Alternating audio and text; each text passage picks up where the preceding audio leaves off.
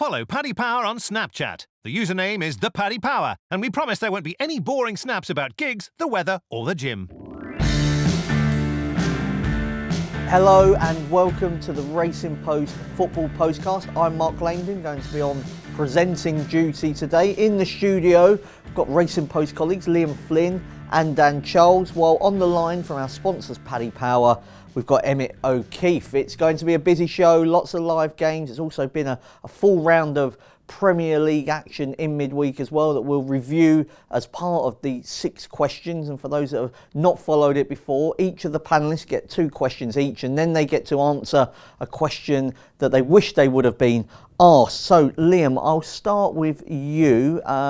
Liverpool extended their lead at the top of the Premier League over the midweek. However, some people are suggesting that they didn't actually do enough in that draw with Leicester. So where do you stand here? Who wins the Premier League title? I've said right from the beginning Liverpool. Right from the beginning? And I think I'm going to stick with that still. Liverpool and Manchester City were both pretty poor in midweek, I think we can agree. But Liverpool got the result out of their game. I think Manchester City, having gone 1-0 up early against Newcastle, I think there was a little bit of complacency and arrogance that slipped in, which, to be fair, is quite uncharacteristic of a Pep Guardiola team. But if they continue to show that throughout the season, then they could seriously struggle to catch Liverpool. I think, Liverpool obviously weren't at their best against Leicester, but they still got a point, and it's still a reasonable, healthy lead. And Manchester City have got some crunch games coming up on the horizon, and that will really determine where they end up finishing this season. Okay, Emmett, have you got some prices, please, on the Premier League outright? Yeah, we do. We're Liverpool 4-9, Man City 9-5, and Spurs 40-1. Okay, great. Emmett, I'll stick with you. Which team is it you support again? Man United. Man United. So, Liverpool have been criticised in part for only sweeping one end of the pitch in terms of clearing the ice from their game against Leicester on Wednesday. As a Manchester United fan, where do you stand here? Was this one of the most disgraceful things you've seen in Premier League history? Or does it go down as a Bielsa dark arts, or is it sort of being overplayed at the moment? No, it's I'd see it as more gamesmanship, but it's interesting because this Liverpool team in general, I think, are a pretty likeable team, and they're actually one of the most disciplined teams in the league. I think they have 18 yellow cards this season, and that's by far the lowest. I think the second lowest would be 30 cards-ish, and I think that it's almost, I'd say, a little bit out of character, I'd say. Okay. Well, I saw some people on Twitter calling it absolutely disgraceful. So, in terms of the other Champions League sort of places, Dan, we saw Tottenham get a late win, Chelsea 4-0 defeat at Bournemouth, Manchester United didn't win, Arsenal just scraped a victory. So, asking you the question, Which 2 teams are going to miss out on the Champions League this season? In terms of the top 4, they might win the Europa League. No, I still think it's just, tough to say at the moment after Chelsea's result, but I still think they're going to make it. I think the Higuain signing it will give them an extra goal threat that they've missed. I mean, at the moment he's probably still settling into the style of play in the Premier League. So and obviously that performance at Bournemouth was a joke, really, and there's still issues with Jorginho there. They rely a lot on him, and other teams are starting to target him. But I still think that they've got a little bit more offensively. I look at Man United. I thought they've had a great run under Solskjaer, but I thought that was a big 2 points that they dropped against Burnley. They have got a lot of tough games still to come on the fixture list. United as well. And Arsenal, they're getting results at the moment, but watching them recently, I watched them in the Manchester United Cup game. I thought they were very shaky in that match, and the Cardiff game as well. They lost the shot count at home to Cardiff. Didn't have a shot on target in the first half. I mean that would really concern me. They've got issues at the back that we all know about with injuries, but they're not actually looking that fluid at the moment going forward, which is their strength or is known as their strength. So I would still just edge towards Chelsea, even though they've just dropped out of the top 4. Blimey, I think there'll be a few people looking to take on Chelsea in that top 4 market after that result, 4-0 defeat at Bournemouth. Emmett, have you got some prices, please, on to finish in the top 4?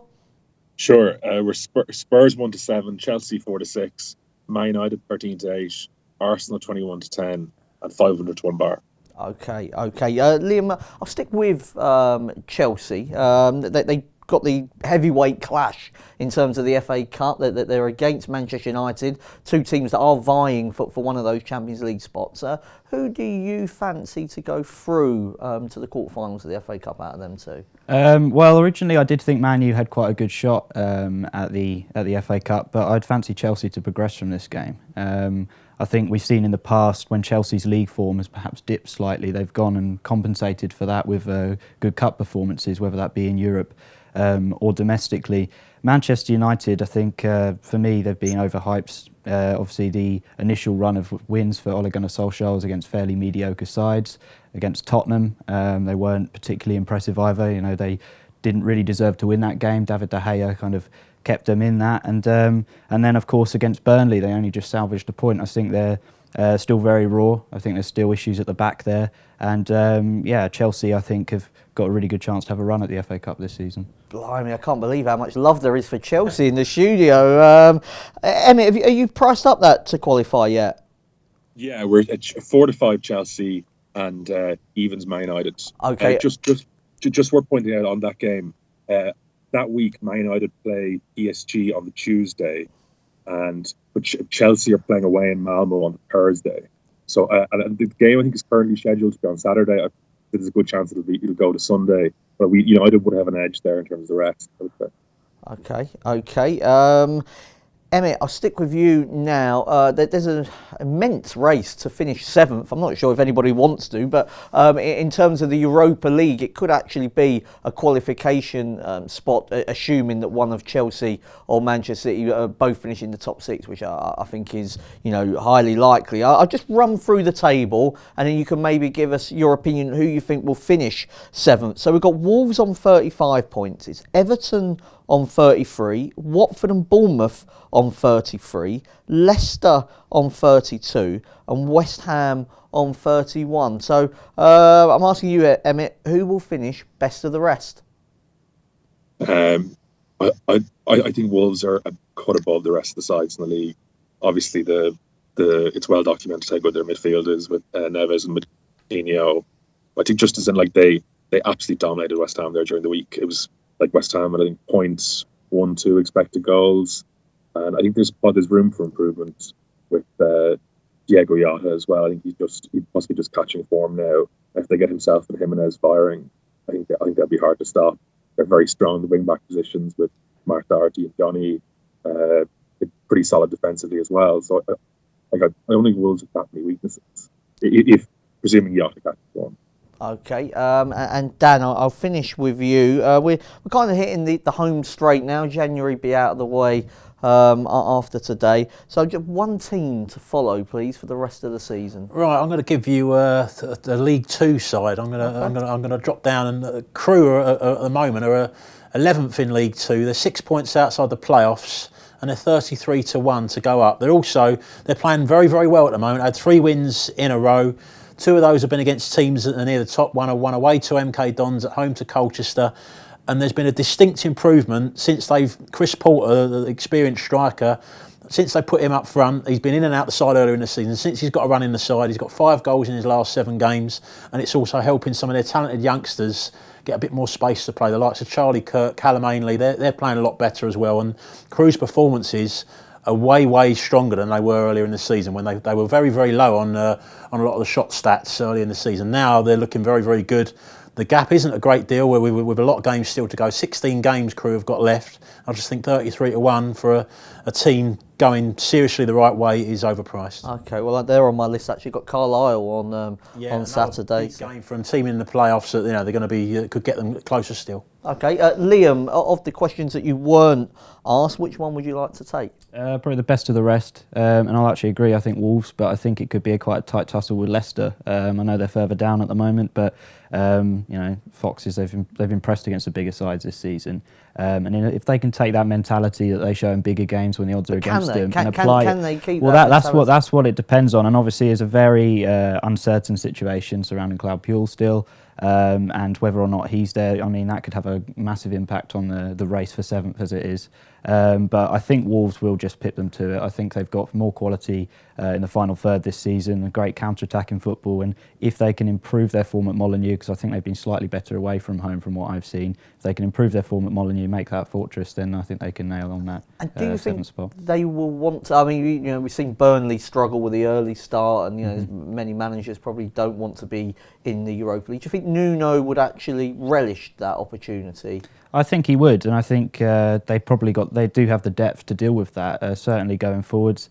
And they've got a vast array of like speedy wingers that they can use, and I think that probably more so than Leicester, whose league ambitions in next season, perhaps Leicester might be looking to knock on the top 6 door. I don't know. Whereas Wolves might be content with nailing on that 7th, 8th spot next season and really giving the Europa League a go. So I think.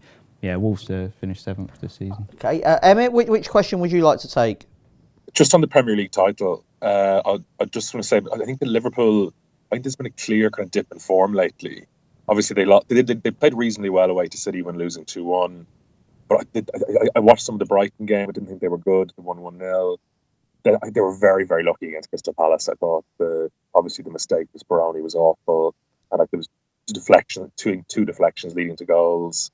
And Palace could easily got something there. And again, last night, they had an 11-day break between the Palace League game on the 19th of January and then playing Leicester last night. I was very disappointed with them. Obviously, Fabinho didn't start, but when he doesn't start, there isn't that much forward passing in the midfield. But they looked at times to be kind of struggling for movement and a bit just uninspired, which you wouldn't have expected given the time off they had. Okay. So I think that's just something to watch in the weeks coming up. Okay, Emmy, just on that then, do you think this is sort of them being weighed down by nerves, or is it maybe a bit of, I know you said they've had the break, but is it fatigue maybe from the front players? Just the fact that maybe they were just overachieving at the start, but I saw it was their second lowest XG at home last night. The only other time was Man City, so clearly worrying times. What are you putting it down to? I think definitely there's an element of overachieving earlier in the season. I just think as well the defensive injuries have caught up with them. Like Joe Gomez was, I think, was one of the best top maybe 5 or 6 defenders in the league when he was fit this year. Obviously, the great partnership with Van Dijk, and Matt looked very, very shaky last night. I thought. Obviously, Alexander Arnold, the injury hasn't helped. And then just in midfield, I think when Fabinho doesn't play, I think they're actually a bit of a different team. I saw that against in the Man City away game as well. He came on; they were a lot better, a lot more forward passing, a lot more tempo in their play. I think last night with things Wijnaldum and Naby Keita as the midfield too, they really struggled. Okay. Well, I mean, I suppose all problems are relative. They are 5 points clear. They would have settled for that going into February. Dan, which question would you like to take? I'm going to take the same one, and I'm going to make quite a lot of the similar points that Emmett's just made, actually. I think City are a little bit overpriced. It's kind of strange. In midweek, you can say materially they've gained a point, Liverpool, on Manchester City, and there's another game out of the way. But I'll be more worried about a side that's showing the nerves and the lack of intensity that Liverpool are showing at the moment than a side. I think City lost that game due to complacency. I think it's far easier to deal with complacency than it is if you're getting nervous in January already. And we know there's been a long time since Liverpool won the league. It's a huge, huge thing. I think this is going to affect them more and more as the season goes on. The lack of intensity is a trend we've seen before with Klopp sides as well. That their effectiveness and the pace of their play has faded as the season's gone on. I think this could be happening again. And there's a tough little run of away games coming up. I mean, the West Ham are out of form at the moment, I know, but it is a tricky ground to go to. Then the next away game after that's Manchester United in the league, then Everton away, which is derby's always tough. And the other thing just to throw into the mix as well, the Champions League round of 16 ties, I think Liverpool's against Bayern Munich 2 legs. They're going to be take a lot more out of them than Manchester City's 2 matches against Schalke. So I'm just throwing all that in there, and I just feel I get a feeling that City, I would rather be on them at those prices than on Liverpool. Okay, well, there's actually, in terms of the Saturday fixture, there is an opportunity for Tottenham to go above Manchester City. I mean, that we haven't really discussed them in terms of the title race. Maybe we can do that now because they're the early Saturday game against Newcastle. Emmett, can we have some prices, please? Then your view on Tottenham in terms of the title race, and then maybe a prediction for this game. We've got the prices for this game are 2-5 Tottenham, draw 10-3, and Newcastle 8-1.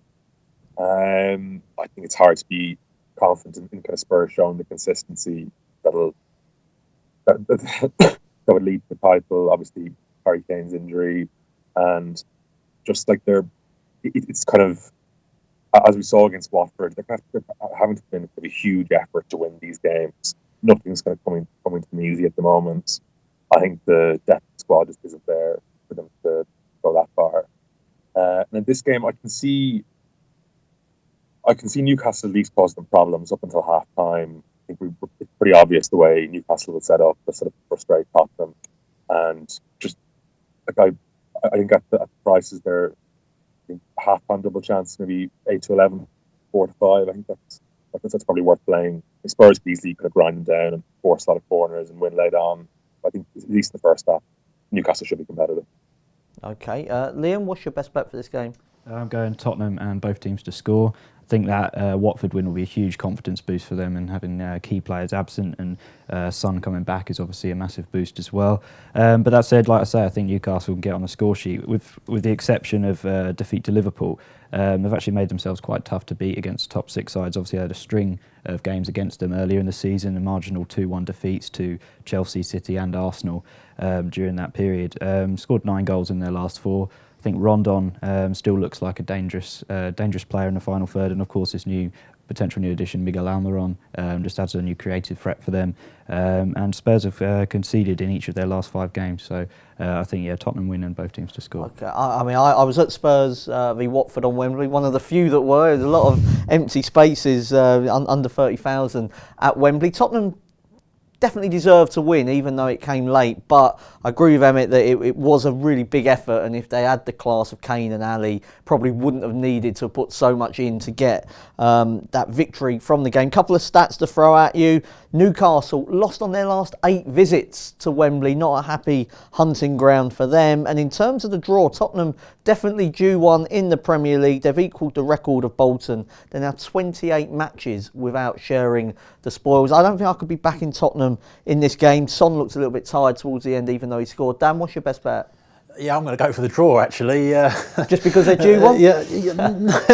No, I just think that a lot of what you've just said there about the effort that Spurs have put into the game, without Kane and Ali, you're almost trying to win games with a hand tied behind your back. It's very, very, very difficult. The accumulation of fatigue as well. So that was their Spurs' 8th game in January. I mean, most of those, you could take the Tranmere game out. Most of those they've had to put a lot into to get what they've got out of them. Son, I don't think he wanted to play him for 90 minutes. Reports that he finished the game with a bit of cramp as well. Pochettino's saying, he may start at the weekend, he may not, at this stage. And I think he'll have to start him, won't he? They've got a free week, haven't they? But he's saying he's going to have to look at him in training, that kind of thing. But at the moment, everything is just to the limit with Spurs. And Newcastle have had a couple of great wins. The Cardiff win was a really good win as well, with 3-0. And then the Manchester City win on top of that, signing breaking their transfer record as well. That's going to just get, even if it takes a while, to settle down, it's going to give them a little bit of a boost as a club as a whole. And Benitez does set his teams up quite well defensively in these games. I just think a draw is a little bit overpriced and Spurs are too short. I think Longstaff, actually, the midfielder, made a bit of an impression on me in midfield, actually. I certainly wouldn't be backing Tottenham in this game. Look a little bit short to me. We'll be back with more after this. Success ain't earned, it's bought. That's why at Paddy Power, we paid the big bucks for the best tech nerds in the world to develop our new, fastest ever app. Download the new app from the App Store or Play Store now. 18+, begambleaware.org. Welcome back to the Racing Post Football Postcast. Now we're going to crack on with the non-live 3 p.m. Saturday matches. Really quick fire answers, please, gents. We'll start with what we'll do is we'll go in order. So we'll go Emmett, then Liam, then Dan Charles. Emmett, if you can lead off with the prices and then your tip. It's Brighton versus Watford.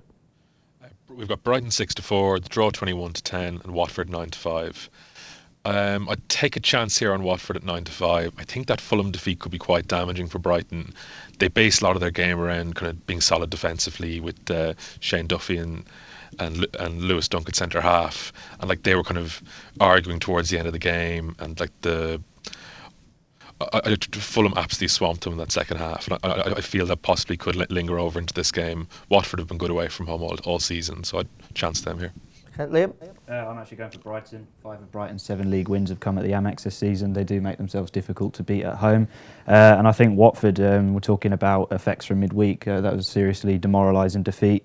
And I think they've also got good first team players, but they're lacking in terms of quality off the bench. I think that lack of squad depth may start to catch up with them, and they've conceded in 5 of their last 6 games. Okay, Dan, well, if you go for the draw, we've got the full house here. No, Watford for me. The 2 defeats in the last 11 in all competitions, those were against Chelsea and Spurs, so they've been pretty good form for a long time. Last couple of Prem performances, Burnley at home and Spurs away, have not been up to the usual standard. A lot of that's down to Abdoulaye Doucouré being injured. He's expected, according to Javi Gracia, to be back at the weekend. Massive boost for Watford. Brighton on the downer after the Fulham game. Watford for me. I think that Doucouré injury might be January-itis as he tries to force a move away, but obviously by Saturday we'll know whether he's in or out. Burnley versus Southampton, Emmett. Burnley 6-4, draw 9-4, and Southampton 9-5. Burnley even clearly improved recently. I think you saw in the Man United game, Jack Cork put a high press on Pereira, won the ball, and they scored off. I think there's been, and obviously they played 2 up front as well. And obviously, I think as well, Tom Heaton coming in has made a huge difference. Hart wasn't that bad, but I don't think he was excelling like Heaton is. So I think Burnley are clearly improved, but I still think they're probably a little short to win here. So I'd plump for the draw at 9-4. I think both these sides are kind of similar enough level, and I think I could see it being kind of a 0-0 or 1-1 here. Okay, I mean, I think both teams may settle for a draw and eke their way further out of trouble. I mean, if I was going for a bet, that would be Southampton DNB. Liam, what's your best bet? I'm going for under 2.5 goals. I think these two sides have scored 51 goals between them combined in the Premier League this season, and now that there's a little bit of breathing space between them and the bottom 3, I think that they could both be looking to avoid defeat more than going for the win, and fairly, that could make for a fairly conservative affair. So I think, under 2.5 goals between Burnley and Southampton. Dan, you've been on a bit of downer on both teams this season. Yeah. What's your best bet here? Southampton for me. I think that since Hasenhüttl's come in, their performances and results have improved a lot. I know Burnley have been on a good run as well. I just feel that high press they played at Manchester United would have taken a lot out of the team. I think the short turnaround would be more against them than against Southampton, who play more of a possession-based game. I just think they're a better side as well, and I'll take them as outsiders. Okay, well, Huddersfield have had an extra day's rest than Chelsea. I'm not sure what time Chelsea got back from Bournemouth, given that Sarri had them locked in the dressing room for a long time afterwards. Emmett, just how short are Chelsea to bounce back with a victory, and what's your best bet? Yeah, pretty short. 1-6 Chelsea, the draw 6-1, Huddersfield 14-1. I think I'd definitely take a chance on Huddersfield +2 here at 11-8. Like Huddersfield, even though obviously they've really struggled this season, in their last 10 games they've only been beaten by more than 1 goal 3 times, and 2 of those were by United and City. I think Chelsea are kind of Chelsea will be short on confidence here and struggling for goals. And also, and most importantly for Huddersfield, Aaron Moyes back. He came back from injury during the week and apparently played quite well in the last 35 minutes. I think he's definitely their best player, and I expect him at least to improve them. Okay, Liam, Huddersfield looked a little bit unlucky against Everton, but we've said that more than once this season. What's your best bet? There are still issues going forward for them, so I'm going to go Chelsea to win 2-0. These are two sides that are stronger at the back than going forwards, but I think Chelsea stronger at the back. They conceded 4, Chelsea to Bournemouth. I still believe Sarri. I think sets up as a more defensive-minded coach. I think Chelsea can win this 2-0. Obviously Huddersfield up Steve Mounier's goal. I think it was on the 2nd of January or something. That was their only goal from a striker. It feels like about 5 years ago. The only goal from a striker all season. Top goal scorer is Matthias Jorgensen at the back. Carlin Grant looks like potentially a good signing for the future, but he's not going to make an immediate impact in the Premier League. Chelsea have lost just once at home this season in the league. Okay, I mean, I've seen Grant and Taylor up front for Charlton. I'm not sure they've signed the right one. I quite like Lyle Taylor. Dan, what's your best bet here? I'm going to go comfortable Chelsea win, Chelsea 3-0. I just think that there's got to be a response after that performance at Bournemouth. I think if there's a game they're going to handpick to get back on track, I mean, this is it. Huddersfield played against, don't forget, 10 men for a decent amount of most of the second half of the game against Everton. Still created very, very little against an Everton side going into the game, in very, very poor form. So this is much tougher for Huddersfield. Comfortable Chelsea win for me. Okay, Emmett, it's Crystal Palace, a Wilfried Zaha-less Crystal Palace against Fulham. What's the prices and your tip for the game? You have Palace at evens, draw 23-10, and Fulham 11-4. Emmett, just on that, I mean, how much has the Palace price changed with Zaha? Do you know what you were before?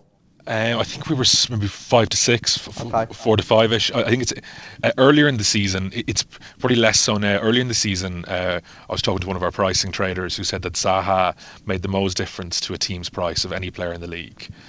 And I think, like you saw, maybe against Southampton earlier in the season, they were evens 11-10 and drifted out to 2.5, 2.6 when Zaha was ruled out. Going into this game, with Palace at evens, the draw 23-10 and Fulham 11-4.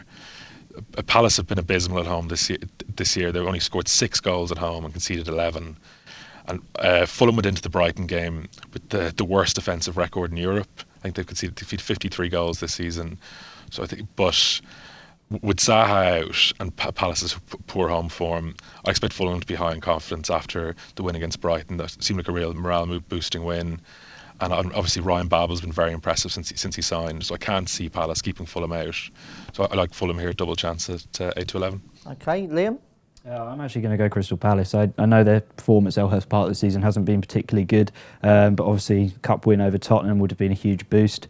Had 3 wins to nil in their last 5, as we said. Fulham at the back, absolutely shocking, 53 goals conceded. They could perhaps be a little bit drained from that midweek game against Brighton. So I'm going to go Crystal Palace. Dan, deciding vote for you? Yeah, no, Fulham for me. I'd just take Fulham. I think they're overpriced to win the game. I don't think the market's moved as much as it maybe should have done. I fancied Fulham, actually. I had them down as a bet even before the midweek games. I just felt, I mean, they've got an extra day as well, so that I always like that when you go midweek to weekend. They have been improving. Mitrovic is just, he's such a threat at the moment, aerially for them. Pretty good on the deck as well. Full of confidence. Knows the half of Palace. Just think it's a great time for Fulham to go there and a big incentive. They're 6 points behind Palace. They win this game, all of a sudden it's 3 points. So that's a huge incentive for Fulham. Okay, yeah, I mean, it's pretty interesting that Crystal Palace, not really been spoken about in the relegation sort of circles, but a defeat would certainly drag them back into it. Everton against Wolves. We were talking about the best of the rest market earlier on, and this will probably affect that sort of race for 7th here. What prices and a best bet, please? Everton 13-10, the draw 9-4, and Wolves 11-5. I think Wolves are overpriced here. Lucas Digne will be out with suspension. Idrissa Gueye may play, but there's a chance he may leave. And if he doesn't, I'm not sure his frame of mind will be great. I think he's desperate for a move to PSG. And Digne and Gueye have been 2 of Everton's best performers this year. I think I just watching Everton lately, You couldn't be impressed with them. They seem to be losing their discipline a bit. They've had 15 yellows and 1 red in their last five games. I think they're too short here. I think Wolves should be closer to 13-8, 7-4. I like Wolves here, 11-5. Yeah, I can see Wolves. What about you, Liam? First of all, is Marco Silva all that? I mean, obviously it's not been a particularly good season for him at Everton this season, and it's always, you've got to ask questions of a manager. Can they make that step up from a club where there's not much expectation to a club like Everton where we see continuous expectation not being fulfilled? I think perhaps if he's given a little bit longer there, then he could have an impact, but it depends how. Okay, so you still rate him? I still rate him as a coach. I just think it's one of those projects that's going to take time at a club like Everton. And sorry, I interrupted you there. What's your No, both teams to score in this one. Wolves are where they are in the league because they play without fear away from Molineux. They've got 9 goals in their last 3 games. You've got Jota and Jimenez have been particularly prolific in those set of fixtures. Everton, I think, have been quite a top-heavy side this season. They've shipped more goals than Newcastle and Crystal Palace this season. But obviously they've got Richarlison in the final third, and he carries a goal for it. So I think both teams to score. Dan?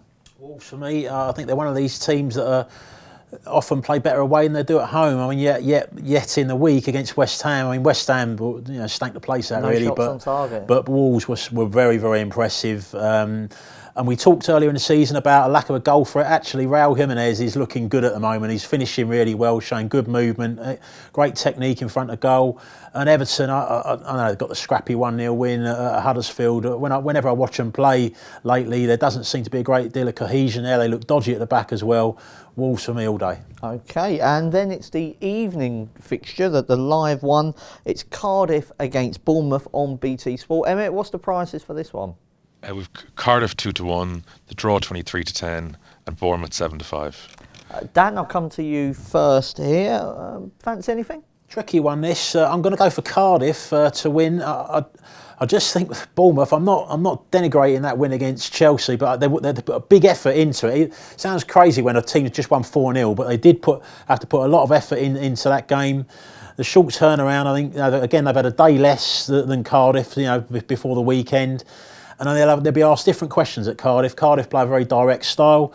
They seem to have the tragedy with Emiliano Sala seems to have galvanised them in a way. Arsenal to go there and put that performance in, although they lost, to win the shot count at the Emirates. You got to give them credit for that. They're also strong at home. 4 of their 5 league wins have come at home. Bournemouth away as well. Got a poor away record, 7 away defeats in a row at the moment. So I would just think it's a big opportunity for Cardiff to get a win here. Okay, Liam? I'm going Bournemouth in this one. I actually think they've turned a corner, really. They obviously were on a difficult run, and they followed up a 2-0 win against West Ham with that result against Chelsea, which David Brooks, Josh King, they were just incredible in that game. I think Bournemouth really deserved to get 3 points in that one. So obviously it's a difficult time for Cardiff at the moment with the Salah news, coupled with the fact they took just a point from relegation games against relegation rivals against Huddersfield and Newcastle, and then obviously looked good against Arsenal but didn't get the result. Combination of all of those factors, I think, could drain them for this game. They might look to sit back at home in this one. Neil Warnock always looks to make it difficult for teams, but Bournemouth, with the confidence they've got at the moment on the front foot with the players like Josh King, I think they can unlock Cardiff and get the win. Okay, looks like Callum Wilson's out for a couple of weeks. Emmett, what's your bet in this one? Yeah, I'd probably go over 2.5 goals here, currently at 10-11. It's clicked in 8 of Bournemouth's 11 away league games. Bournemouth conceded the second most league goals away from home of any team in the league. And as Dan said, Cardiff played very well against Arsenal at the Emirates. I expect them to have a few chances here. And obviously we know how potent Bournemouth are in attack as well. Okay, well, we'll be back with more live football after this. Check out Paddy's Rewards Club. Simply place 5 bets of £10 or more across any sport in a week, and you'll get a free £10 bet then next week. T&Cs apply. 18+. BeGambleAware.org. Hello and welcome to the Racing Post Football Postcast. I'm Mark Langdon. Joining me in the studio, got my Racing Post Sport colleagues Liam Flynn and Dan Charles, and on the line from our sponsors Paddy Power, it's Emmett O'Keefe. There's a real good Super Sunday on Sky Sports this weekend. It's Leicester against Manchester United. Emmett, can we have some prices and then your best bet for this game, please? Yeah, we've Leicester 11-4, the draw 12-5, and United 10-11. I think I expect this to be an excellent game. I think both teams are kind of defensively vulnerable, especially United. But the finish of the game against Burnley should give United confidence. I think what's most important about United at the moment is their depth up front. I think it's unmatched in nearly the whole of the league. If you can start the game with whichever the 3 they start with, maybe Rashford, Martial and Lingard, and have a rejuvenated Lukaku and Sanchez coming off the bench, and Mata as well, I think that's hard for any team to play against. In 4 United 7 games under Solskjaer, they've scored over 1.5 goals in the second half, and that can be back to 13-5 here. I think that's worth looking at, because I think Leicester could easily tire after putting in a huge effort against Liverpool during the week defensively. Okay, Dan, Manchester United at odds on away from home against a decent Leicester team. Does that do it for you? No, not for me. And Leicester, I mean, there is you can question the fatigue element, but I mean, around the Christmas period, they had 2 tough games, didn't they, back to back in a short space of time. when they won against Chelsea and won against Manchester City, produced two big performances. I'm not saying they're going to win this game. I think United have improved a lot under Solskjaer and the confidence is a lot higher. But that 2-2 draw would just worry me a little bit against home to Burnley and Leicester, being so strong against the big teams. I just think it's a case here where the two teams could cancel each other out. They both like to play a counter-attacking style. I think it might be an issue there where they both want each other to come on to come onto you and then hit on the break. In those circumstances, it can be low scoring, so I'm going to go for a draw. Okay, Liam? I'm going to go for Leicester in this one. I'm not going to jump on the Ole Gunnar Solskjaer bandwagon yet. I think United have still been unconvincing for me. As I said earlier, they should have lost to Tottenham. Lucky to get a point against Burnley in midweek, and their wins have come against very mediocre sides. Whereas, as we know with Leicester, and as Dan said, they've coped with congested fixture list before over the Christmas period, and they can up their game when it matters. They've beaten Chelsea, they've beaten City, and of course held Liverpool. I think there are still defensive issues to attend to at United, and Leicester definitely have those attacking players to make the most of that. And as we said about the congested fixture list, they've got players who can come off the bench. Hamza Chowdhury, for example, has come on and made a huge difference in that Leicester team, so they definitely have squad depth and can cope with a heavy run of fixtures, and I think Leicester can win this. I quite like over 2.5 and both teams to score here. I'm not sure about either team defensively, but in terms of the final third, I agree with Emmett about Manchester United. So much quality there, even off the bench. But Leicester do tend to score in all of these big matches. The only one where they really didn't show up was at home to Tottenham. That was a really strange performance. But other than that, they've done quite well in the big matches. Another game where we're expecting, I think, plenty of goals, and probably most of them by City into the Arsenal net. It's Manchester City against Arsenal at the Etihad. Emmett, what's the prices? Just how short is City? City are 1-4, the draw is 5-1, and Arsenal are 15-2. Okay, now Dan, Manchester City are 4s on to beat a fellow Big Six team. I mean, how do you assess the market for this one? I think your inherent reaction is that's just too short. But I also think City will win the games. That's one of them where, what do you do with it? What you can say is that both teams I would say are stronger up front than they are defensively. I mean, Arsenal, even in the 5-1 loss at Liverpool, they did still score a goal. Often when they go to City, they seem to score as well. So I just think it's that, following that logic, Man City and both teams to score just screams out to me. It's a shade of odds against at 6-5. I just think that City to win the game, because they rarely put in two bad performances back to back. That one against Newcastle, as I said before, complacent. I think they'll be back on it here. Okay. For me, the most amazing thing about these 3 City defeats that they've had recently in the Premier League is that it's not come as like a sucker punch where it's been 0-0 and then they've conceded. They've actually taken the lead in all 3 of those games, which is very strange. You don't normally see that from a big team to continually throw away. Pep said but again on the complacent attitude thing, he said it was the worst thing that could have happened that they scored after a minute. He said that the attitude of his team, because of that, they didn't play with the same drive and intensity that he would expect them to. But to me, this is quite a weird argument, because people are saying that Liverpool, because they haven't won the league for so long, that's the reason why they won't win the Premier League. And then people are saying, well, the reason City won't win is because they've won it so recently that they haven't got the hunger. So, I mean, which way do you go on that one? Emmett, Man City 4s on against a Big Six rival. What play do you think is best here?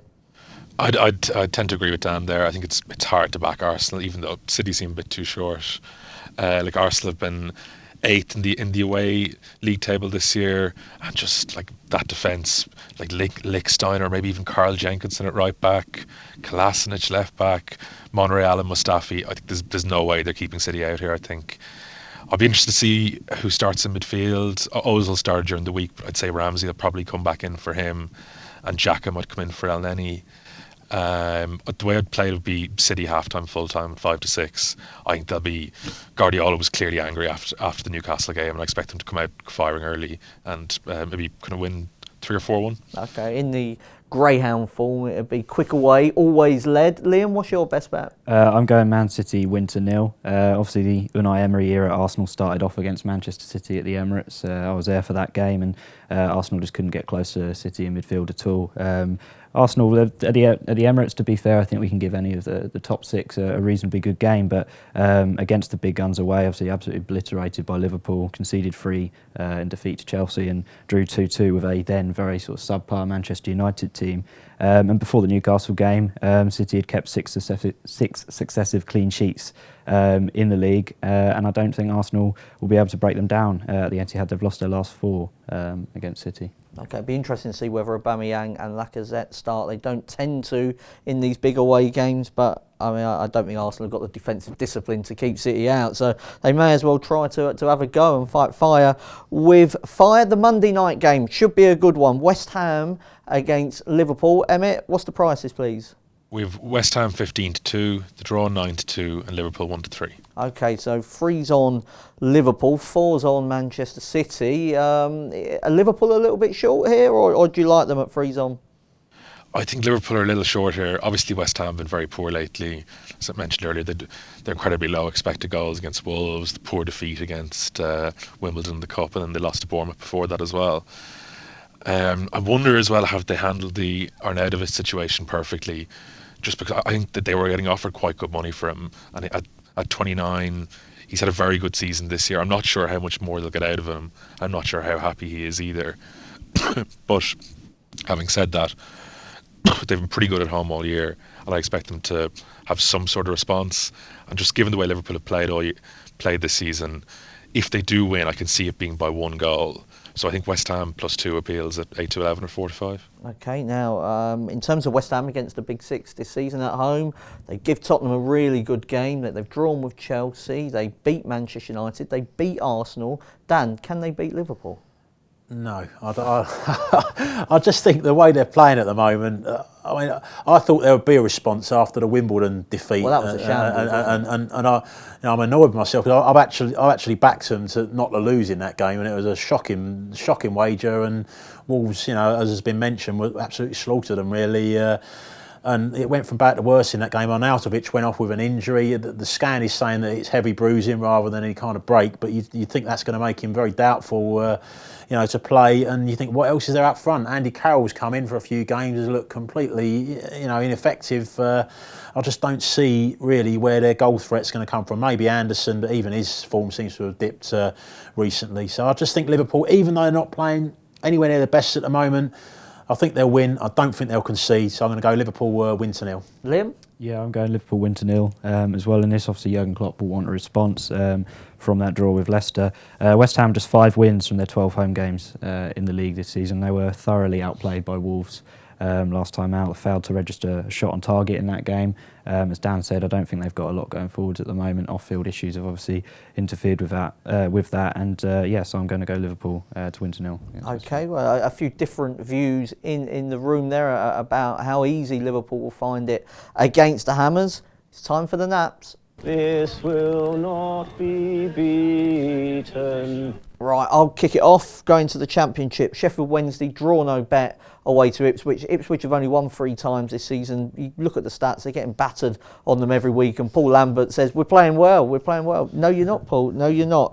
Sheffield Wednesday, they've finally got the Steve Bruce sort of new manager factor coming into play. He's sort of had his trip to watching West Indies versus England. He's ready to come back. They've only lost 1 of their last 6 in the league as well, so maybe an improvement was coming anyway. Liam? I'm going to go to the Bundesliga for this. I've got Frankfurt draw double chance against Dortmund. All the talk in the Bundesliga this season has been about Jadon Sancho and Borussia Dortmund, but actually Frankfurt have been very impressive. 5th best home record in the Bundesliga, but their front 3, Luka Jovic, Sebastian Haller and Ante Rebic, they've just been phenomenal all season. Frankfurt beaten likes of Leverkusen, Hoffenheim, Schalke this season. And I think they'll really be up for that game against Dortmund. No, I want Dortmund to win the Bundesliga. Dan? I'm going to go to a mid-table clash in League 2. Grimsby at home to a distracted Newport. Grimsby are only 3 points below Newport in the table, yet they're rated outsiders for this game.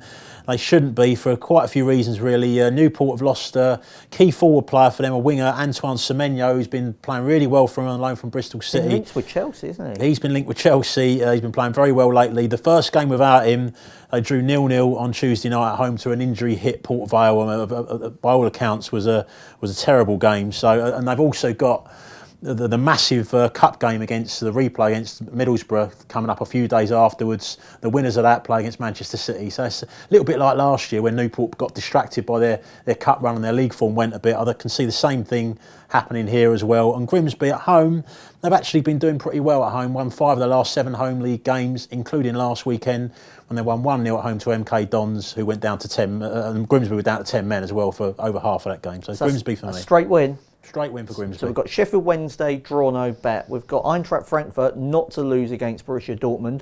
Grimsby. Emmett, what's your bet of the weekend?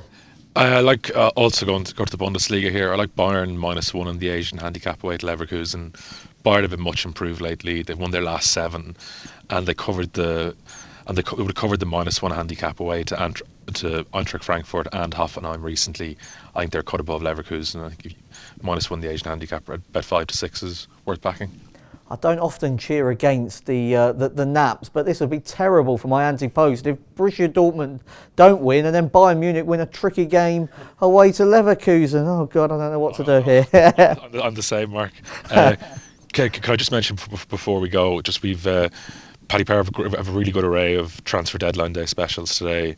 Usual stuff like a fax machine to hold to transfer, Harry Redknapp to conduct an interview through his car window, etc.